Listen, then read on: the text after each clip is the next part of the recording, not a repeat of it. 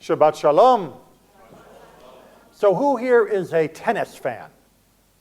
Well, not a lot. All right, who here has seen any news about the U.S. Open this year? And who here saw news about the U.S. Open that involved somebody's hat? Okay, maybe we're ringing a few bells here. So let me give you the version of this that I can pronounce. I'm afraid that many of the names are beyond my linguistic capabilities. But there was a dramatic set that was finally won by somebody that no one expected to win. And the excitement from the fans and the excitement from those that had been cheering him on was overwhelming. And as is common at the end of many of these types of matches, the tennis player went over to sign autographs. This is part of how you thank your fans for their support, and especially after having made such a hard-fought victory, knowing that it was their enthusiasm that helped him go, well, it only seems fair. And as he is going down the line of people leaning over from the bleachers, one young man, he is taking off his hat, he is signing it, and he hands it to them, the boy is holding it, and suddenly an adult reaches over, grabs it, and starts moving away.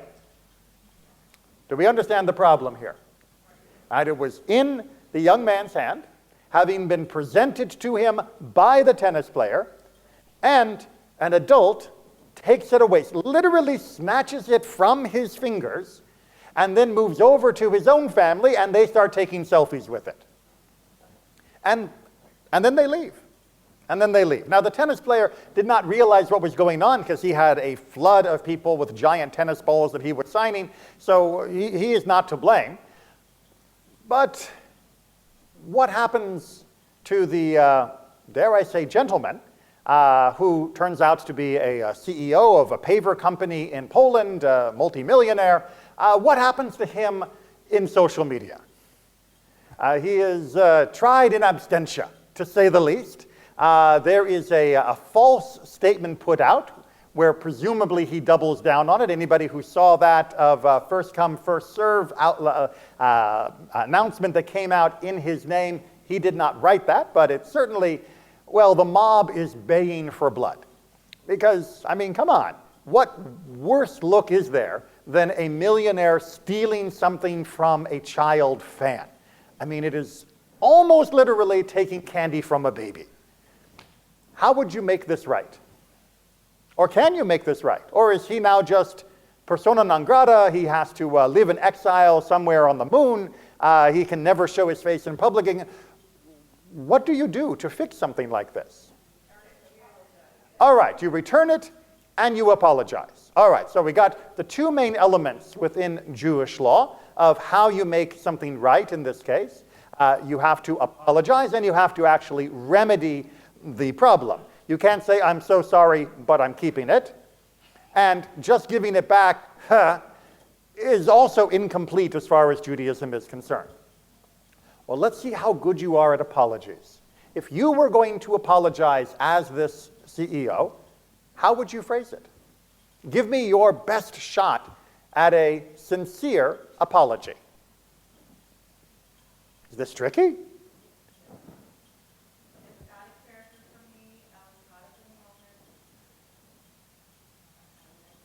Okay, so it was out of character for me. What's that? Very sorry for what I did. I didn't actually check to see if it was a privately owned or publicly traded company. But the version number one, and we are going to have to workshop this apology a little bit. Version number one is to, I'm sincerely sorry. It was totally out of character. I'm not prone to stealing from children. I only steal from adults. And I was just caught up in the moment. Now, interestingly enough, Amanda, you are hitting on two of the points that he made in his actual apology, at least the public statement, which was, I unequivocally apologize, but I was caught up in the moment because the victory was so tremendous, and I thought that he was giving it to me to give to my sons because they were looking for an autograph too. All right, now what's the flaw with this apology? What? All right, so lying is, first of all, it was literally in the hands of the other child. Well, let's deal with the one point at a time. It was literally in the hands of someone else, snatching it out of them. You could not have misinterpreted it worse to imagine it was for someone else when it was being held by a different person. This wasn't like he was throwing it in the crowd and he grabbed it. It wasn't like he was even stretching it out to the crowd and he grabbed it. It was in the other child's hands. Exactly, yes. He thought the other little boy wanted his sons to have it more. Right, so that seems problematic. But there is a more fundamental problem, which I think Joseph was hitting, that he's essentially trying to justify what happened. And this is a trap that we fall into. This is where we most stumble when it comes to our own apologies and thus our Teshuva. We are right now in the month of Elul. This is the month leading into Rosh Hashanah and Yom Kippur. And although most people think of Rosh Hashanah and Yom Kippur as the time of Teshuva, of repentance, we are meant to be making good use of these days leading up to it and the intensity that is growing within us in order to properly make amends for whatever may be left over that we didn't handle expeditiously like we should have during the previous year. So let's work off his example, see what's wrong with it, and maybe we can do better than he can, even with all of the press secretaries that were probably helping him. All right, so I unequivocally apologize. Good start, right? Unequivocally is a wonderful way to start it out because the first step towards Teshuva is to admit that what you did, and what you did was wrong. That is job number one. Yes? I'm sorry and, right? It's a great way to encapsulate this, is that as soon as you have said, I apologize, it was wrong of me to do this was a terrible mistake, stop. Quit while you're ahead.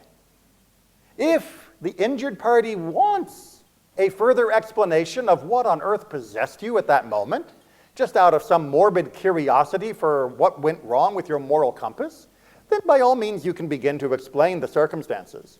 But an apology should not include the explanation unless requested by the injured party.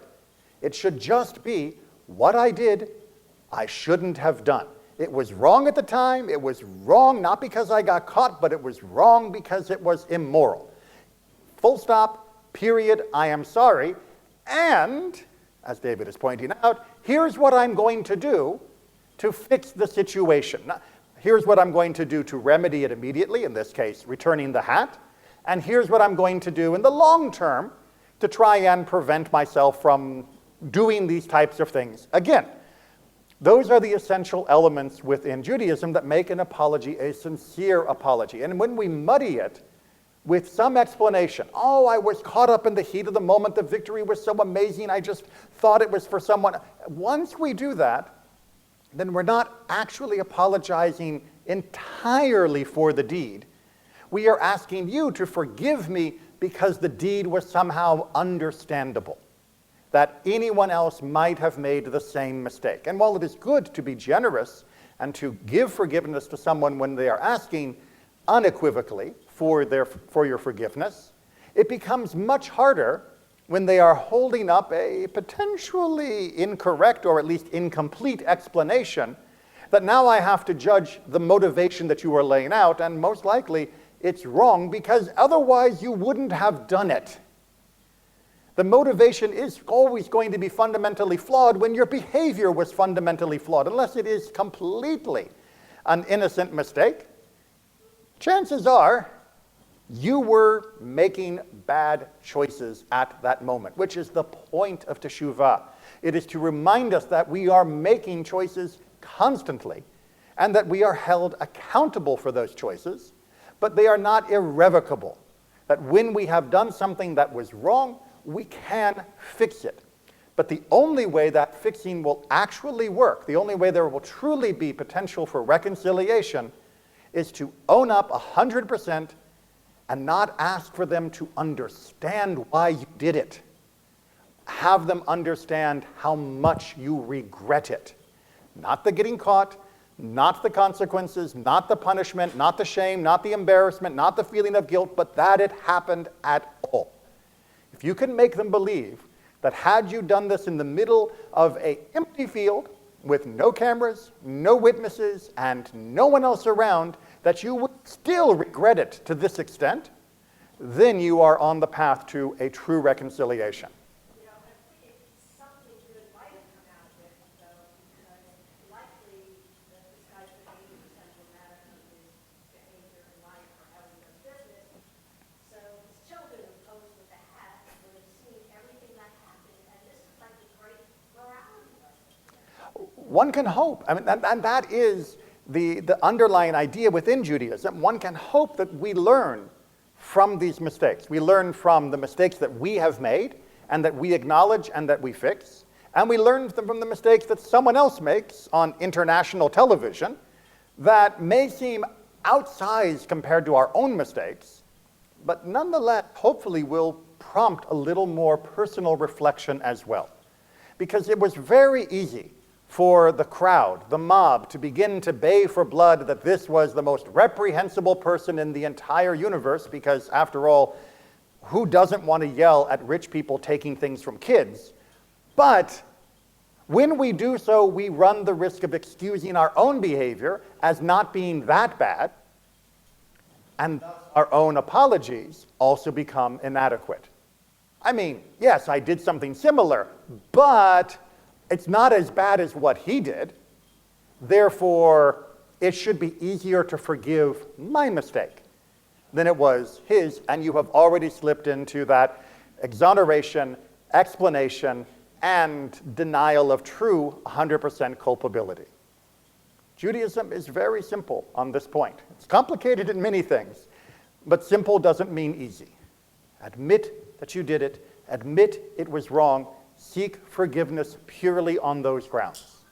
Don't try to justify, don't try to soften, don't try to explain in any way, shape, or form that might exonerate yourself. Only explain what you are doing to make it right and what changes you are making in your behavior to prevent it in the future. In this particular case, I would recommend that this gentleman stand back if he can't handle intense moments and allow maybe his sons to be at the front. And then perhaps the children will be able to give him a proper lesson in behavior. And for ourselves, let us make sure that we don't waste his example just out of our social media frenzy, and instead use it as a point for reflection of our own behavior. Hopefully this will give us a good new year and bring us into that new year ready to do better.